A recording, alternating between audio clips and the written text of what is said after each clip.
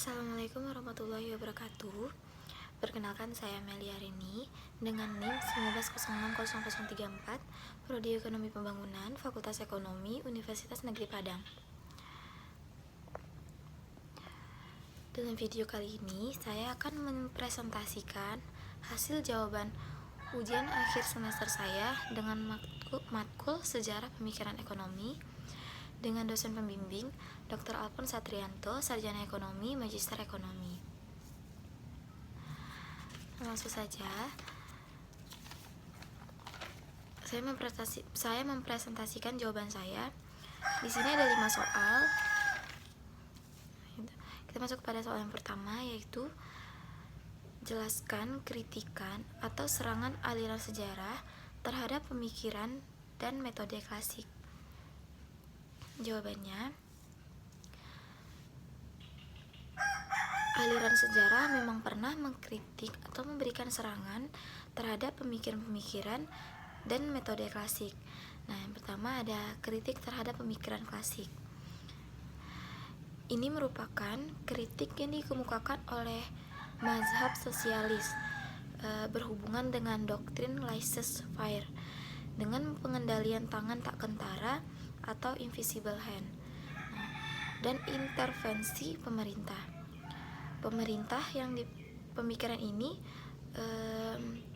membahas tentang teori nilai, pembagian kerja, teori kependudukan, the law of diminishing return, dan kritiknya karena asumsi bahwa negaralah yang berhak untuk mengatur kekayaan bangsa.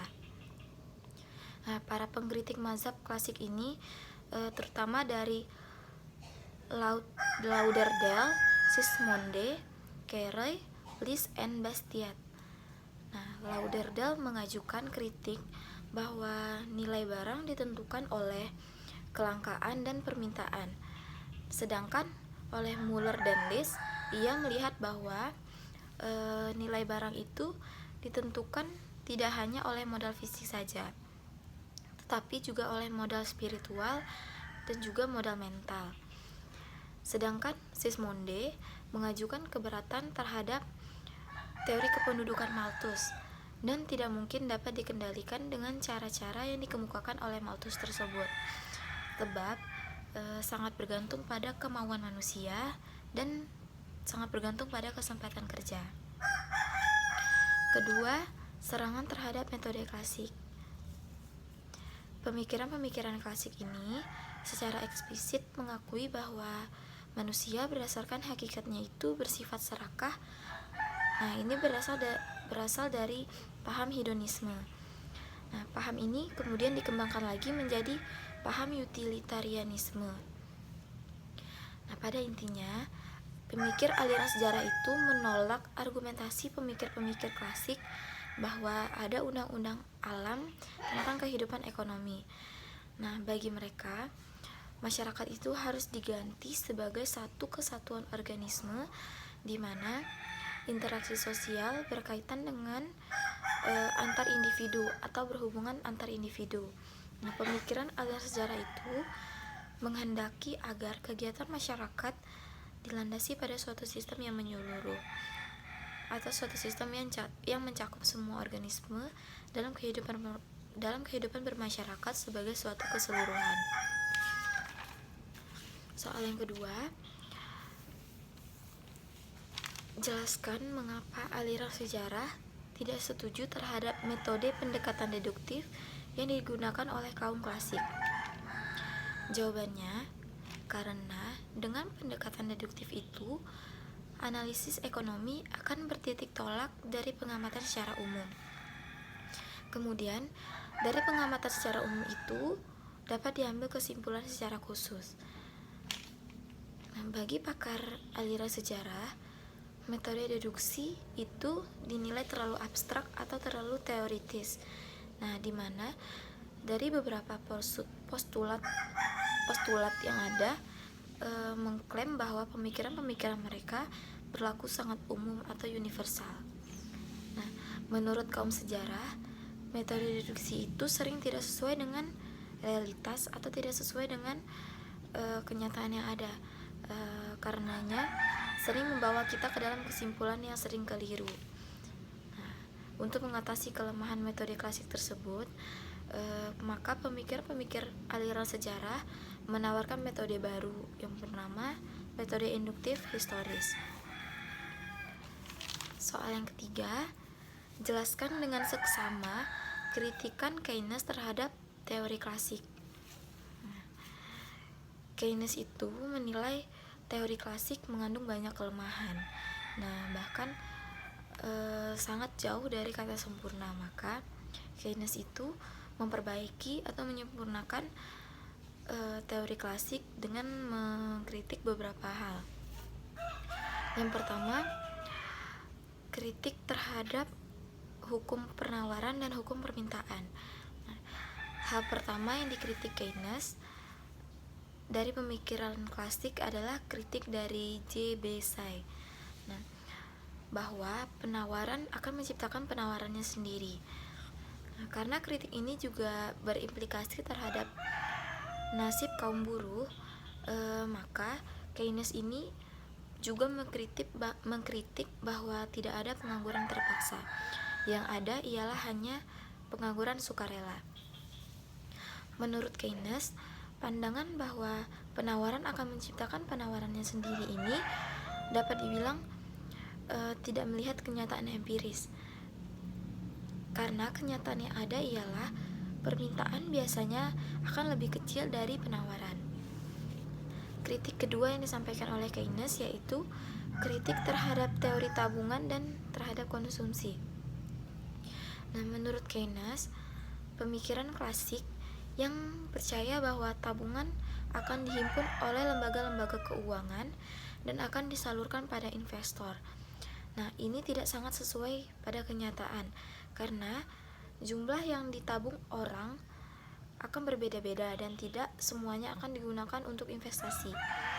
Hal itu karena adanya faktor-faktor yang berada di belakang motif masyarakat mengkonsumsi suatu barang atau dapat disebut dengan kecenderungan berkonsumsi. Yang ketiga, kritikan Keynes yang ketiga adalah kritik terhadap teori investasi. Menurut Keynes, yang dapat diandalkan untuk melakukan perubahan pendapatan yaitu investasi. Menurutnya, investasi itu mempunyai kekuatan pendorong yang luar biasa, bahkan sekalipun investasi yang dilakukan tiap tahun hanya untuk sebagian kecil saja dari pendapatan. Maksudnya tuh seorang individu tuh tidak perlu menyalurkan seluruh pendapatan yang ia terima untuk investasi, namun bisa sebagian kecil saja dari pendapatan mereka. Itu juga bisa dapat dikatakan investasi dan akan memiliki manfaat jangka panjang ke depannya. Soal yang keempat, ada jelaskan pokok-pokok pemikiran dari aliran monetaris. Di sini ada beberapa gagasan pokok dari aliran monetaris yang dianggap sangat penting. Yang pertama, kebijakan makroekonomi aktif seperti kebijakan fiskal dan kebijakan moneter yang hanya akan membuat keadaan perekonomian menjadi lebih buruk. Bahkan secara ekstrim, mereka mengatakan bahwa kebijakan makroekonomi yang aktif itu lebih merupakan bagian dari masalah dan bukan bagian dari solusi. Dengan perkataan lain, kaum monetaris ini menghendaki suatu peran atau campur tangan pemerintah yang seminimum mungkin di dalam perekonomian. Kaum monetaris ini tidak bisa melakukan suatu hal yang hanya dilakukan sendiri atau sekelompok saja, namun ia membutuhkan campur tangan pemerintah seberapa besarnya saja, namun dapat memberikan solusi dalam perekonomian tersebut.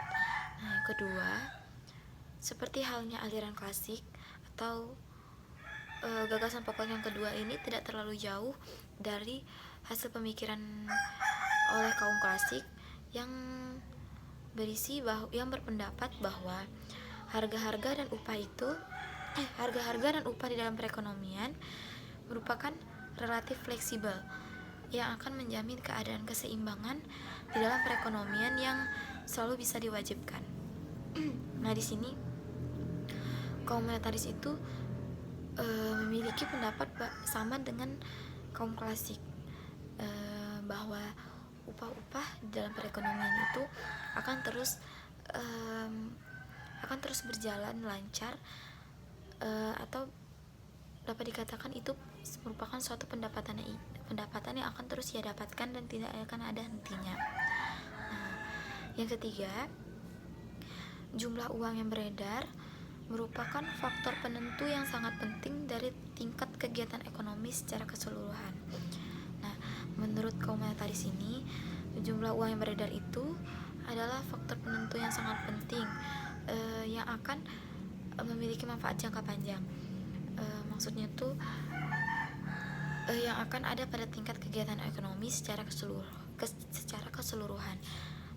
Nah, yang keempat, ada sektor dan perekonomian swasta itu pada dasarnya adalah stabil. Nah, soal yang terakhir, bandingkan pemikiran supply side ekonomi dengan pemikiran Keynesian. Nah, supply side ekonomi atau yang dapat dikatakan ekonomi sisi penawaran memiliki pemikiran bahwa konsumen akan mendapatkan manfaat dari pasokan barang dan jasa yang lebih besar dengan harga yang lebih rendah dan lapangan kerja yang akan meningkat. Sedangkan Keynesian memiliki pemikiran yang jauh berbeda dengan supply side ekonomi atau ekonomi sisi penawaran tersebut. Keynesian memiliki pemikiran bahwa tidak ada kecenderungan otomatis untuk meningkatkan atau menggerakkan output dan lapangan pekerjaan ke kondisi full employment atau lapangan kerja penuh. Nah, pemikiran supply side ekonomi dengan Keynesian ini sangat berbeda karena dalam supply side ekonomi atau ekonomi sisi penawaran, ia mengeluarkan pendapat bahwa lapangan kerja itu akan meningkat karena adanya manfaat dari pasokan barang dan jasa yang besar dan harga yang rendah, maka lapangan kerja itu akan meningkat. Sedangkan pemikiran Keynesian, tidak ada kecenderungan otomatis atau tidak ada cara yang dapat meningkatkan atau menggerakkan output yang akan menyebabkan lapangan kerja memiliki kondisi full employment atau lapangan kerja penuh. Hanya sekian yang dapat saya presentasikan tentang jawaban UAS saya. Terima kasih. Assalamualaikum warahmatullahi wabarakatuh.